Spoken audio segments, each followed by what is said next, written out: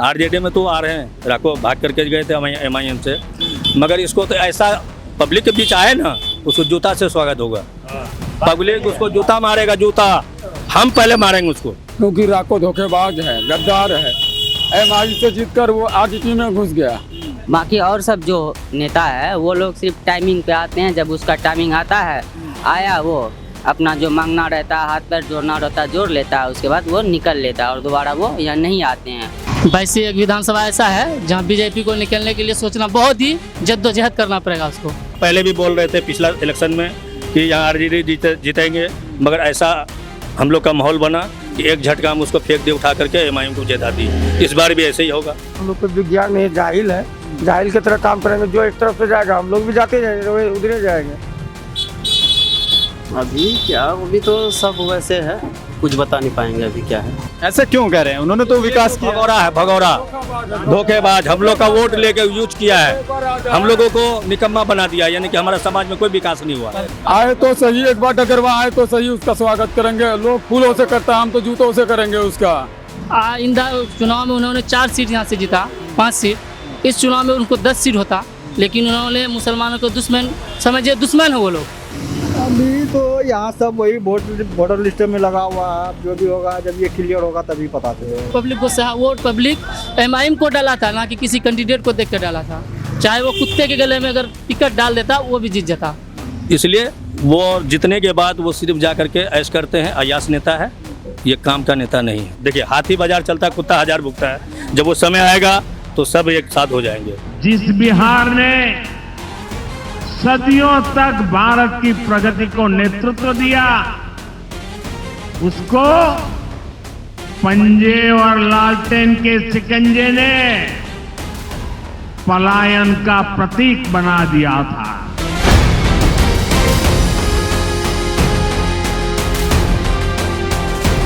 प्रधानमंत्री और नीतीश कुमार की जोड़ी सिर्फ कुर्सी के लिए है, ये बिहार के अच्छाई के लिए नहीं किए वो।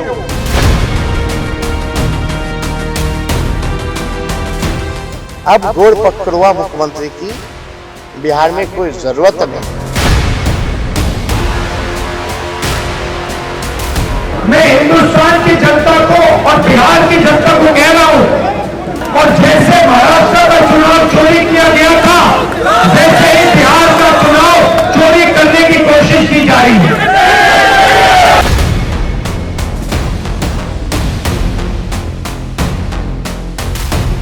अगर गिरगुट और नीतीश कुमार को सामने रखा जाए तो गिरगुट कहेगा कि मुझे इससे शर्म आती है। इतना रंग बदलते नीतीश कुमार।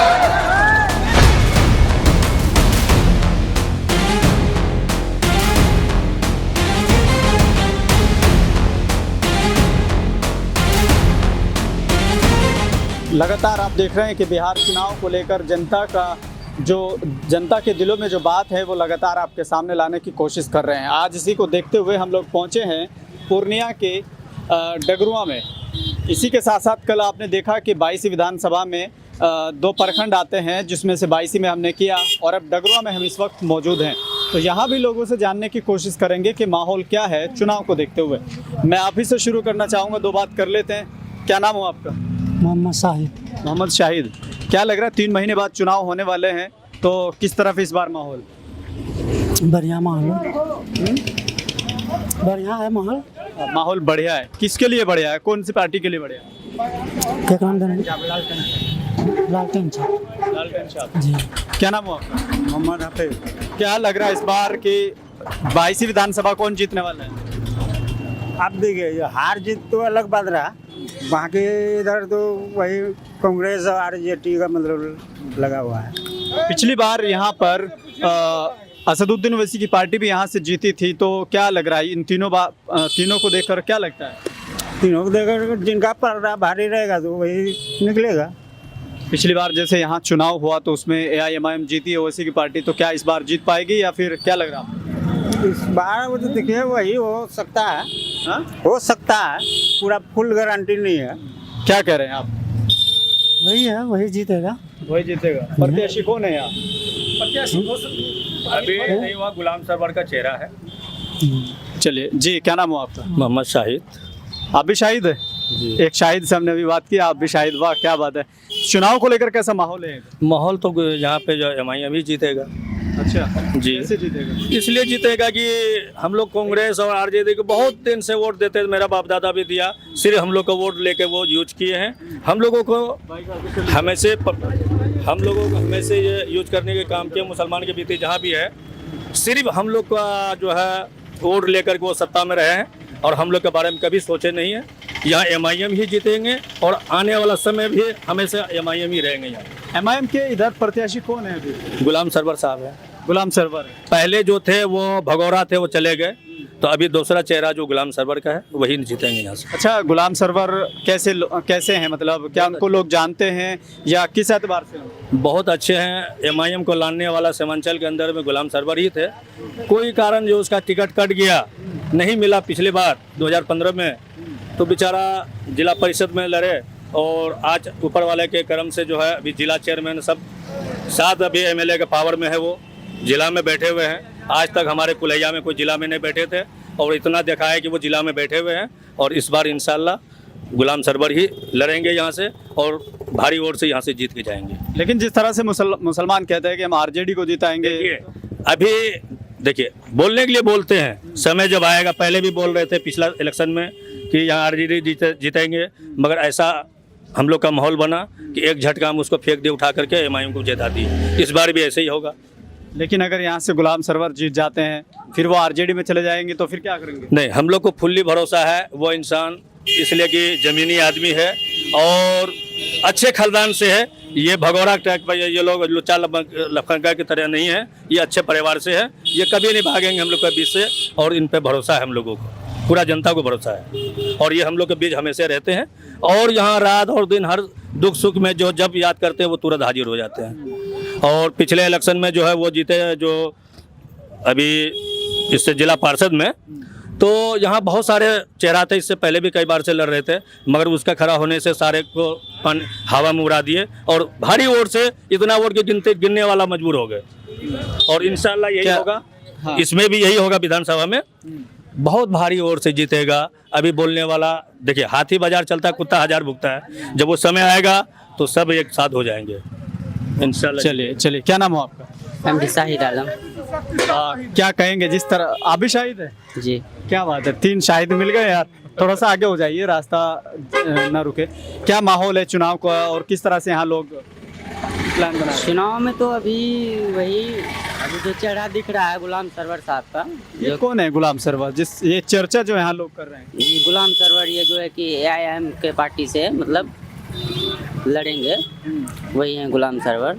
तो क्या लग रहा है, जीत पाएंगे या फिर बीजेपी को जिता पाएंगे? नहीं, इंशाल्लाह मतलब जो है कि जो हमारे मतलब जो वो करके रखे, जिस हिसाब से लोगों का सहायता जिस तरह से हो, वो हेल्प किया, दिन हो या रात हो, वो बंदा ऐसा है किसी टाइम भी कॉल कर दीजिए वो हाजिर हो जाता है।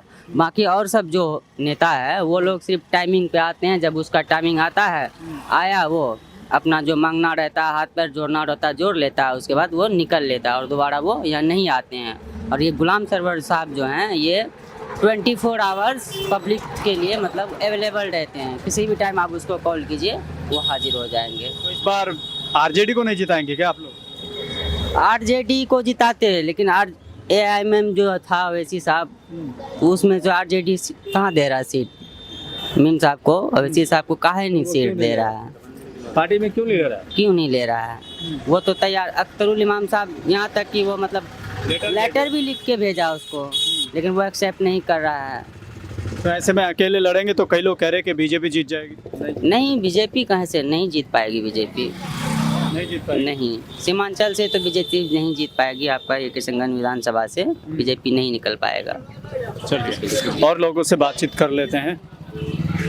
तो सब्जी की दुकान है, आलू और प्याज यहाँ पर बिक रही है, लोग ले भी रहे हैं। तो थोड़ा सा मार्केट में जब निकलते हैं तो बड़ा लोगों की अलग अलग राय आती है, बड़ा अच्छा लगता है। वोटर लिस्ट में नाम जोड़ा जाता है। कौन है भाई नाम जोड़ने वाले? आप ही हैं, जोड़ रहे हैं नाम? 1 अगस्त से चालू हो जाएगा। चालू हो जाएगा जी। अभी तो क्या लग रहा है चुनाव को लेकर यहाँ माहौल क्या है? माहौल क्या है, अभी तो वैसे चल रहा है, अब करीब आते जाएगा, पता चलते जाएगा। अभी क्या चर्चाएं हो रही हैं फिलहाल अगर देखा जाए तो? अभी तो सब वैसे है, कुछ बता नहीं पाएंगे अभी क्या है। हाँ।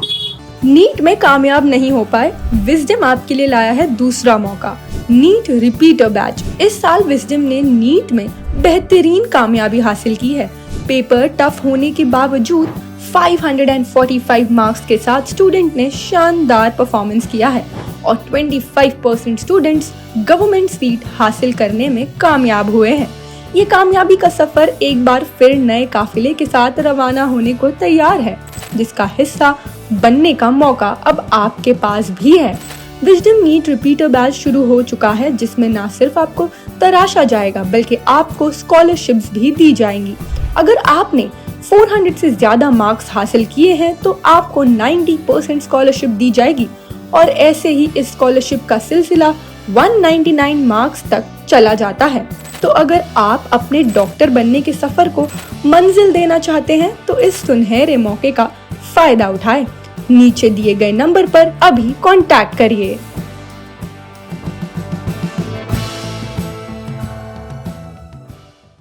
क्या नाम हुआ आपका? मोहम्मद नसीम। नसीम साहब, क्या लग रहा है कि जैसे विधानसभा चुनाव होने, ऐसे में कई पार्टियां मैदान में हैं और पिछली बार यहाँ से MIM जीती ओवैसी की, तो कई लोग चर्चा कर रहे हैं कि ओवैसी की पार्टी यहाँ से जीतेगी, आप क्या कहेंगे? अभी तो यहाँ सब वही वोटर लिस्ट में लगा हुआ है, अब जो भी होगा जब ये क्लियर होगा तभी पता चलेगा। तभी बताएंगे जब क्लियर जब तक होगा, कैसे क्या हो रहा नहीं हो रहा, जब ये क्लियर हो जाएगा तभी पता लगेगा। बाद में से चलिए, क्या नाम हुआ भाई साहब आपका, क्या कर रहे हैं? क्या नाम हुआ? वसीम अहमद।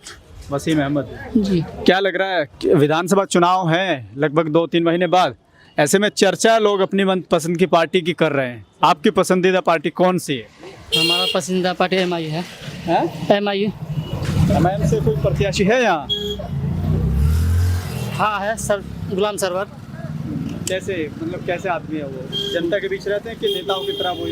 नहीं, जनता के बीच रहते हैं। अभी फिलहाल वो इसका अध्यक्ष हैं, जिला चेयरमैन का।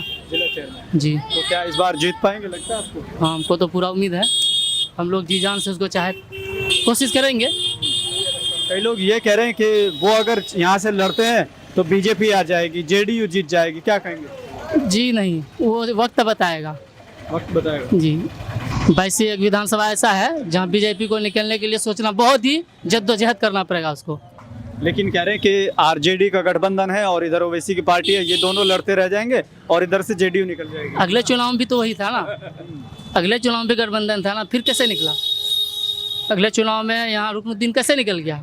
पब्लिक चाहती है MIM को। लेकिन जैसे MIM से वो जीते तो वो RJD में चले गए, तो कई लोग कह रहे हैं कि इससे अच्छा तो RJD को वोट दे दिया जाए। नहीं, जो गया तो वो तो गया, अब जो इसलिए तो पार्टी दूसरे कैंडिडेट को बदल रहा है टिकट। RJD में आ रहे हैं, वो जीतेंगे क्या? क्या कह रहे हैं? RJD में तो आ रहे हैं, राको भाग करके गए थे MIM से, मगर इसको तो ऐसा पब्लिक के बीच आए ना, उसको जूता से स्वागत होगा। पब्लिक उसको जूता मारेगा, जूता हम पहले मारेंगे उसको। ऐसा क्यों कह रहे हैं? उन्होंने तो विकास किया। भगौरा है, भगौरा, धोखेबाज, हम लोग का वोट लेके यूज किया है, हम लोगों को निकम्मा बना दिया, यानी कि हमारा समाज में कोई विकास नहीं हुआ। थोड़ा भैया थोड़ा आगे बुला लीजिए, आगे आ जाइए, एक साइड थोड़ा सा आगे आ जाइए। बहुत निकम्मा है वो। हाँ। इसलिए वो अयास लोग है, सिर्फ मेरा वोट का यूज करता है, और कहीं पे भी कुछ है, आज रोड का ही स्थिति देखिए उनका अंडर में है, मगर वो कभी कोई काम नहीं किया है। इसलिए वो जितने के बाद वो सिर्फ जा करके ऐश करते हैं, अयास नेता है, ये काम का नेता नहीं है। चलिए, क्या नाम हो आपका? सर मेरा नाम सहमद हुआ। थोड़ा सा आगे हो जाइए, थोड़ा सा रोड भी चलते रहे। तो क्या लग रहा है इस बार कौन जीतने वाला है इधर? MI जीतेगा। MIM कैसे जीतेगा? अख्तरुल इमाम। उसका पार्टी जीतेगा। MI जो भी लेगा टिकट वही जीतेगा, पर राको नहीं जीत पाएगा। यहाँ से अभी प्रत्याशी कौन है? सर अभी यहाँ से कीजिए, अखनी मतलब गुलाम सरवर ही, यानी गुलाम सरवर को ही मिलेगा टिकट, और हम लोग MI को ही जिताना है। अब ये क्या कहता है, गुलाम सरवर को ही जिताना है, क्योंकि राको धोखेबाज है, गद्दार है। MI से जीतकर वो RJD में घुस गया। तो वो कह रहे हैं कि बहुत विकास हम लोगों ने कुछ भी नहीं किया, वो कुछ भी नहीं किया। आए तो सही, एक बार अगर वहाँ आए तो सही, उसका स्वागत करेंगे। लोग फूलों से करता है, हम तो जूतों से करेंगे उसका। क्या बात है, इतना गुस्सा क्यों है भाई, इतना गुस्सा क्यों है लोगों में उनके खिलाफ? गुस्सा इसलिए है कि एक मुसलमानों की रहनुमा जो उभरता हुआ था, आइंदा चुनाव में उन्होंने 4 सीट यहाँ से जीता, 5 सीट। इस चुनाव में उनको 10 सीट होता, लेकिन उन्होंने मुसलमानों को दुश्मन समझे, दुश्मन है वो लोग। मुसलमानों की पार्टी को विलय करना चाहा, वो मिटाना चाहा, इसलिए पब्लिक को वोट पब्लिक MIM को डाला था, ना कि किसी कैंडिडेट को देख कर डाला था। चाहे वो कुत्ते के गले में अगर टिकट डाल देता वो भी जीत जाता, इतना उसका सोर्स था। तो इस बार कह रहे हैं कि इस बार MIM के लिए बड़ा मुश्किल होगा। नहीं, कोई मुश्किल नहीं है, मैं तो कहूँगा वो सबसे आगे है। क्या कह रहे हैं? ये पब्लिक तय करेगा। हम लोग देखिए पहले उखड़ते नहीं है, जब वोट डालने का समय आता है, वोट डालने के जब समय आता है तब हम लोग उसका फैसला करते हैं क्या करना है। और हम लोग पिछले बार भी MIM को दिए थे, सब कह रहा था कि फल्ला जीत रहा, फल्ला जीत रहा, हम लोग कह के ठीक है जीत रहा है। और जब समय आया वोट डालने के टाइम में हम लोग का बहुत बड़ा ये है, खून घुमा दिए कि वो फल्ला को देना है, बस सब ये गुड़ हो जाता है। यहाँ पे किसी पे कोई ये नहीं है, हम लोग का बहुत ज़्यादा पकड़ है आपस में, और जो एक तरफ जाएंगे वो सब वही जाएगा। क्या नाम हो आपका? मोहम्मद फरोज आलम। क्या लग रहा है इस बार चुनाव में कौन बाजी मारने वाला है? कई पार्टियां मैदान में। भाई जिधर जो जाएगा सब हम भी लोग उधरे जाएंगे ना। अब सोचे थोड़ी है कि कौन जाएगा नहीं जाएगा, हम लोग कोई विज्ञान नहीं, जाहिल है, जाहिल की तरह काम करेंगे। जो एक तरफ से जाएगा हम लोग भी जाते जाएंगे, उधरे जाएंगे।